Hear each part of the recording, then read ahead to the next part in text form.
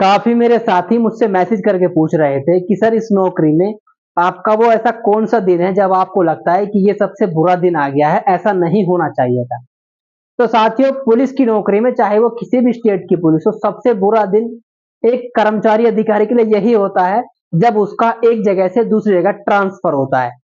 आप जहां पर रह रहे हैं साल से या 1 साल से, 6 महीने से, 1.5 साल से, तो वहां पर आसपास के लोगों में आपका परिवेश अच्छा होने की वजह से एक व्यवहार बन जाता है फैमिली टाइप का। और फिर आपको पता लगे कि आपका ट्रांसफर हो गया है, तो जो व्यवस्थाएं आपने अपने रहने के लिए कर रखी हैं, जैसे बहुत से लोग जिनकी फैमिली उनके साथ रहती हैं, उनके बच्चे वहीं पर पढ़ते हैं। अब जिनका ट्रांसफर हो गया, आज इस थाने में है तो यहाँ पर उनके बच्चे पढ़ रहे हैं, ट्रांसफर हो गया दूसरे थाने में जो कि 25, 30 या 50 किलोमीटर दूर है, तो अब उनके बच्चे 50 किलोमीटर दूर से पढ़ने थोड़ी ना आएंगे।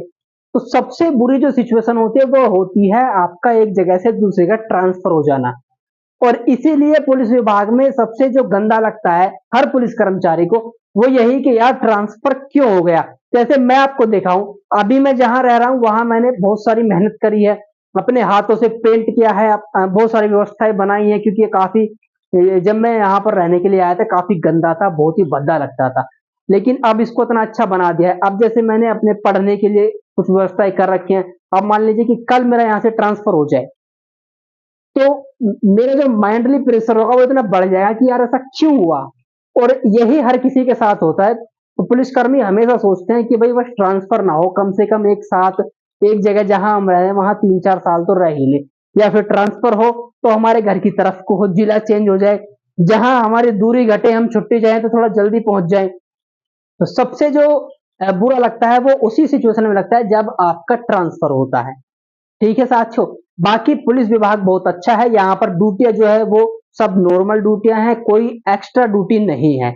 जो आपको ड्यूटी बनाई गई है सिपाही की सिपाही वाली, दरोगा की दरोगा वाली, वो वही ड्यूटी करते हैं। ठीक है, तो ड्यूटी में कभी किसी सिपाही को या दरोगा को किसी को कोई दिक्कत नहीं आती है, वो सभी अपनी ड्यूटी कर लेते हैं नॉर्मली। लेकिन सबसे बड़ा जो इशू दिक्कत आते है वो यही आते है कि जब अचानक से आप सो के उठे सुबह सुबह और आपने देखा कि मैसेज पड़ा मिला है कि आपका ट्रांसफर हो गया है यहाँ से वहां, बस पूरा दिन खराब जाएगा सोचने सोचने में कि यार अब वहां कैसे व्यवस्था बनाएंगे।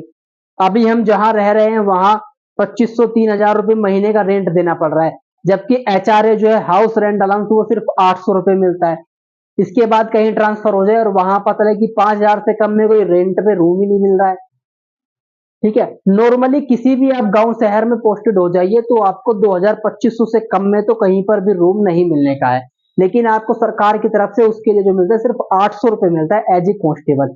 और महानगरों में ये 2200-2300 रुपए तक होता है, लेकिन महानगरों में जो रूम का रेंट होता है वो 5000 के समथिंग होता है। ठीक है, शहर में आपको ये आचार्य जो है वो 1200 रुपए मिलेगा, और गांव देहात में ये आचार्य आपको 800 रुपए मिलेगा। लेकिन 1200 या 800 को अगर ऐड भी कर दोगे तब भी आपको रहने के लिए रूम नहीं मिलेगा, प्राइवेट रूम, क्योंकि पुलिस में इतने बैरिक नहीं होते हैं थाने में कि सभी थाने का स्टाफ जो है वो वहां पर एडजस्ट हो सके।